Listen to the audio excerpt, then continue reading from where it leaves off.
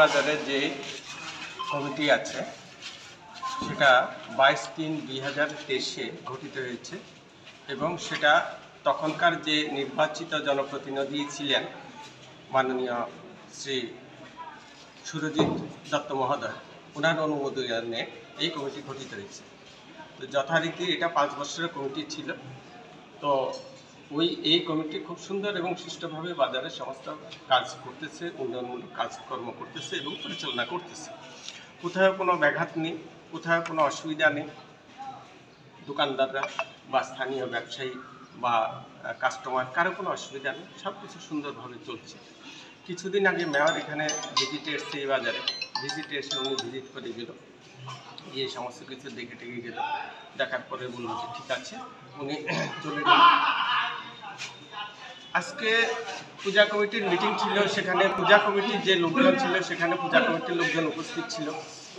হঠাৎ করে বাজারের 2-3 জন ব্যবসায়ী কিছু বহিরাগত লোক নিয়ে আসা হঠাৎ করে সেরা কমিটি পাল্টাইতে হইব বা কমিটি চেঞ্জ করতে হইব, নতুন কমিটি গঠন করুন কইয়া সেরা এখানে হামলা হুজ্জুতি আরম্ভ করে।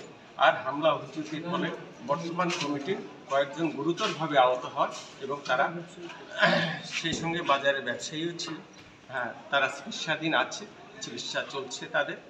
তো এই অবস্থা যদি চলতে থাকে তাহলে বাজারের শান্তি শৃঙ্খলা এবং নিরাপত্তা বিঘ্নিত হবে। আমরা চাই না এই ধরনের পরিস্থিতি চলো, এই ধরনের পরিস্থিতি হোক।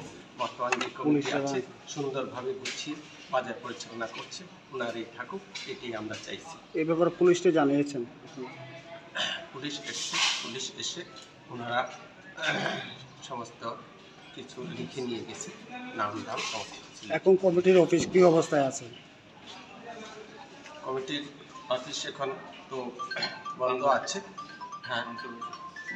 কমিটির অফিস গৃহ হামলা হয়েছে, এখন কমিটির অফিস গৃহ বন্ধ আছে। এখন আপনারা কি চাইতেছেন?